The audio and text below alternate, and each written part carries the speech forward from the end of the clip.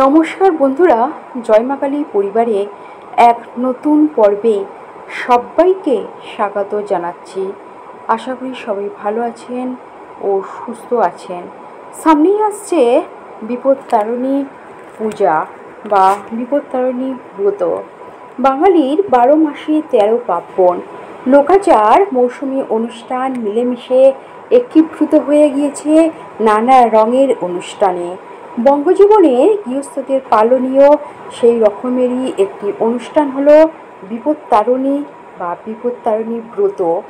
আষাঢ় মাসের সোজা রথ থেকে উল্টো রথের মধ্যে মঙ্গলবার ও শনিবারে এই ব্রত ও পুজো পালন করা হয়ে থাকে, সাধারণত তৃতীয়া থেকে নবমী তিথির মধ্যে। বিপত্তারিণী অর্থাৎ যিনি বিপদ থেকে রক্ষা করেন। বিপত্তারিণী হলেন ভারতের পশ্চিমবঙ্গ ও উড়িষ্যা রাজ্য এবং পার্শ্ববর্তী অঞ্চলে পূজিত এক হিন্দু দেবী। তিনি দেবী সংকটনাশিনী একটি রূপ এবং দেবী দুর্গার 108 অবতারের অন্যতম। হিন্দুরা মূলত বিপদ থেকে উদ্ধার পাওয়ার জন্য এই দেবীর পূজা করেন। আষাঢ় মাসের শুক্লা পঞ্চমী তিথিতে হিন্দু মহিলারা বিপত্তারিণী পালন করেন। মহিলারা মনে মনে যা চায়ে এই ব্রত করেন, তাদের সে মনস্কামনা পূর্ণ হয়। এই ব্রত পালন করলে সংসারের সব বিপদ কেটে যায়। আসুন এবছরের বিপত্তারিণীর সময় দেখে নিই। 2024 সালের অর্থাৎ এবছর বিপত্তারিণী পূজার প্রথম তারিখ ও দিন হলো 9 জুলাই মঙ্গলবার। বাংলা ক্যালেন্ডার অনুযায়ী দিনটি হলো 1431 সনের 24শে আষাঢ় মঙ্গলবার। এটা প্রথম দিন। আর বিপত্তারিণীর ব্রত পালনের দ্বিতীয় দিনটি হলো 13 জুলাই শনিবার। বাংলা ক্যালেন্ডার অনুযায়ী দিনটি হলো 1431 সনের 28শে আষাঢ় শনিবার। বন্ধুরা, বিপত্তারিণী পূজার দিনক্ষণ বললাম। বিপত্তারিণী দেবী পূজার 13টি সংখ্যার অত্যন্ত মহত্বপূর্ণ ও গুরুত্বপূর্ণ। বাড়ির মেয়েরা মূলত এই ব্রত পালন করেন। ব্রত ও পূজা সমর্পণে পরিবারের সদস্যদের হাতে লাল সুতোয় 13টি দুর্গাসহ 13টি গিট দিয়ে বেঁধে দেওয়া হয়। 13 রকমের ফুল ও 13 রকমের ফল দিয়ে পুজো করা হয় এই বিপত্তারিণীর পূজা।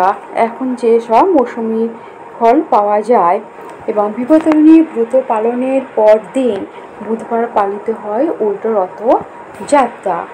বন্ধুরা, বিপত্তারিণী দেবীকে 10 রকমের ফুল, ফল, মিষ্টি অর্পণ করার নিয়ম রয়েছে এবং এই সঙ্গে এই সময়ে যেসব ফুল ফোটে এবং যেসব ফল পাওয়া যায় সেই সব দিয়েই এই পুজো অর্চনা করা হয় এবং পান, সুপারি, নারকেল এসব দিয়েও পুজো করা হয়।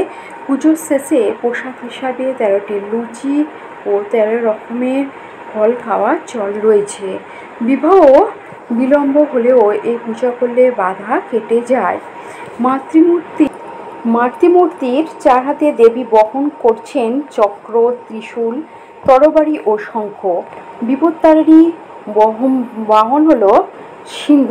এইভাবে প্রতি বছর এই পূজার আয়োজন করা হয়।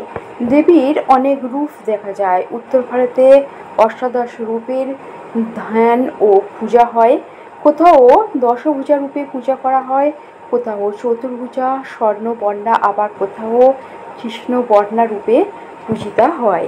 আজও দেবীর পূজা মহিলারা আচারের অংশ হিসাবে রয়ে গেছে এবং পারিবারিক সংকটের সময় দেবীর হস্তক্ষেপ করে থাকেন। এবং দুর্গার কিছু অন্যান্য প্রকাশের মতো এই দেবীও যাদের সময় খুব খারাপ যায় এবং অসুস্থ পরিবারের সদস্যদের সাহায্য করার জন্য বিপত্তারিণীকে নিরাময় দেবী হিসাবেও প্রার্থনা করা হয়ে থাকে। এইভাবেই চলে আসছে যুগ যুগ ধরে মা বিপত্তারিণীর পুজো। আজকে আমি এই বিপত্তারিণীর সময় ধরে তুললাম। বন্ধুরা, বেশি বেশি করে শেয়ার করবেন, সাবস্ক্রাইব করবেন। ভালো থাকুন, সুস্থ থাকুন। আজকে